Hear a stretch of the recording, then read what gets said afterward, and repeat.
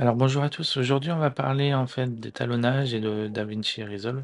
Je vais vous montrer vraiment basiquement ce logiciel sur l'étalonnage, parce que c'est un logiciel très complexe et honnêtement pas conseillé aux débutants, mais je vais vous montrer comment on peut essayer d'étalonner facilement, et vous expliquer en fait en gros quels sont les outils à utiliser pour l'étalonnage. Donc, je vous montre tout ça en image.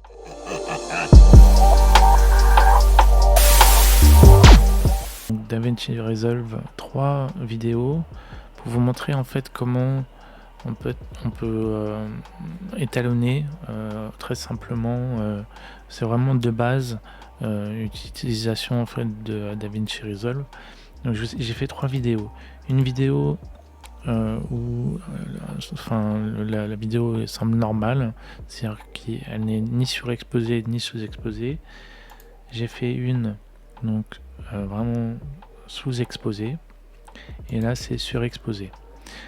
Donc ce qu'il faut voir, c'est ce qu'on appelle le vectorscope. On le voit ici. Donc il faut que dans le montage, que ça n'aille pas au-delà de 0 ni de 1023. Donc si on voit par exemple ici, c'est sous-exposé, les noirs sont complètement à 0. Et donc là, c'est irrécupérable. Donc on va pouvoir essayer de monter, mais on va voir que on va ajouter de la lumière, mais on ne pourra pas récupérer. Pareil ici, c'est surexposé. Vous voyez, ça va au-delà de 1023. Donc là, c'est les blancs. Ici, c'est les noirs. Les blancs, donc ici, il y a la crête et on ne pourra pas récupérer non plus. Là, c'est à peu près bien filmé. On peut rattraper. Il y a un peu de zéro ici, mais on peut rattraper. C'est ni sous-exposé ni surexposé. Donc là, ce qu'il faut voir, par exemple pour ici, on peut modifier par exemple le gain. Ce qu'on fait, on peut modifier le gain en diminuant. Il ne faut pas que ça excède donc le 1023. Et on peut jouer sur le lift également. Donc là, on est trop.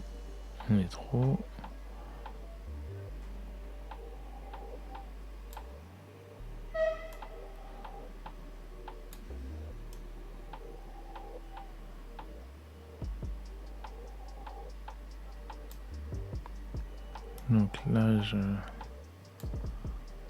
voilà. Voilà, c'est sous. Alors, on va essayer d'aller au 0, mais sans les dépasser.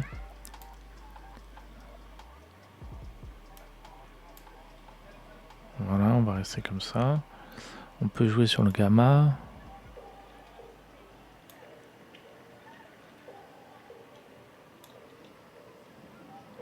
Mais il faut que ça ne dépasse pas ni 1023 ni 0. Donc une fois que vous avez fait ça, vous pouvez modifier un petit peu. Vous pouvez ajouter du contraste.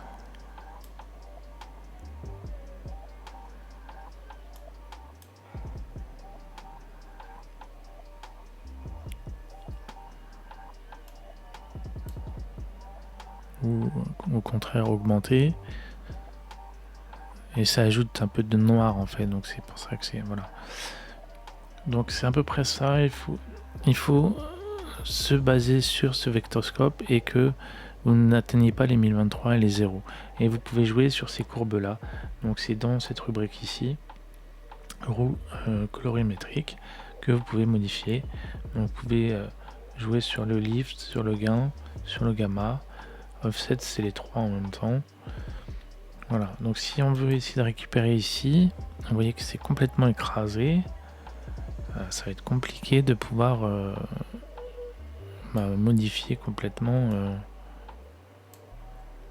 Si on augmente un petit peu le gain, on est complètement écrasé.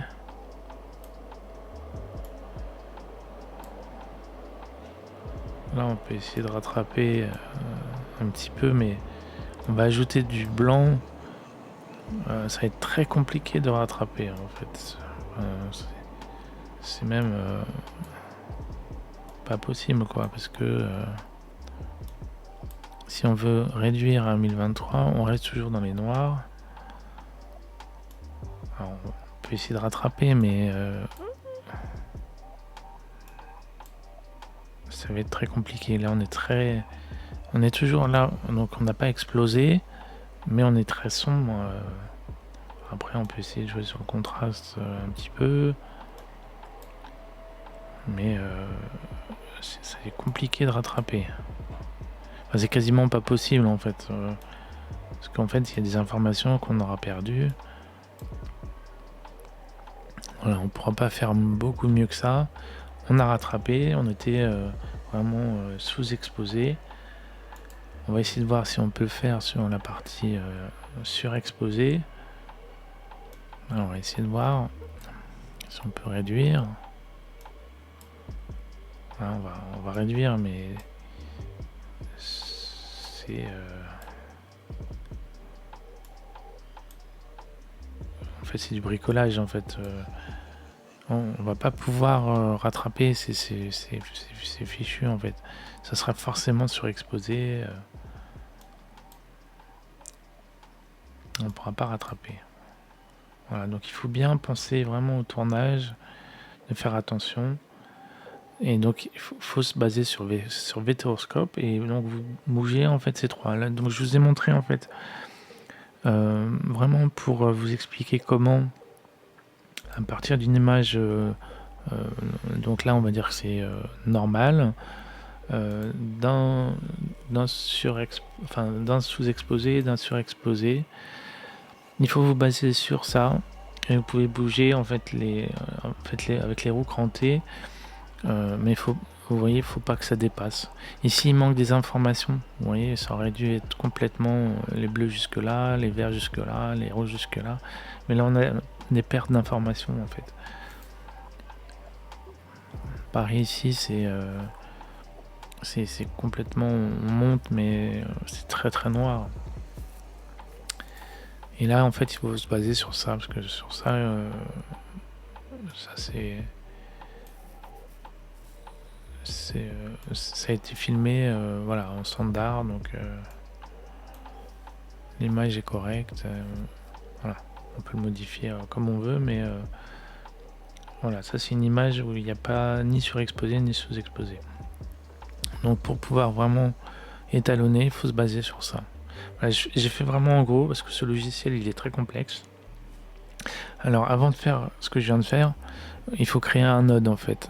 Donc je vous explique comment on fait. On fait un clic droit, on fait ajouter un nœud, et on fait ajouter un nœud en série. Voilà, et en fait on ne touche pas sur l'original. Là je l'ai fait sur l'original pour vous montrer, mais c'est ici qu'il faut changer en fait. Vous faites un pour le contraste par exemple, et un vous pouvez jouer sur le lift, sur le gain. Vous pouvez faire plusieurs nodes. Là je l'ai fait sur un seul pour vous montrer plus simplement, mais il faut créer en fait des nœuds. C'est comme ça que ça fonctionne. Je rentre pas plus dans le détail sur ce logiciel parce qu'il est très complexe. Alors autant sur le logiciel de montage il est simple, c'est un logiciel de montage classique, mais pour tout ce qui est fusion, étalonnage, c'est sur des nodes et c'est assez compliqué. Et l'étalonnage c'est un métier, donc on peut nous essayer de modifier des choses, mais il faut bien comprendre que l'étalonnage c'est un métier et qu'on peut pas s'improviser étalonneur. Donc on fait au mieux, on essaye de faire les choses, mais le logiciel en lui-même il est assez complexe. Et aussi je tiens à spécifier, DaVinci Resolve est très très très gourmand. Moi j'ai un i7 avec 32 Go de mémoire, et vous voyez il réfléchit, il essaye de réfléchir, il est très très lent. Voilà, donc j'espère que la vidéo vous a plu. C'était vraiment une petite vidéo rapide pour vous montrer comment on fait pour l'étalonnage.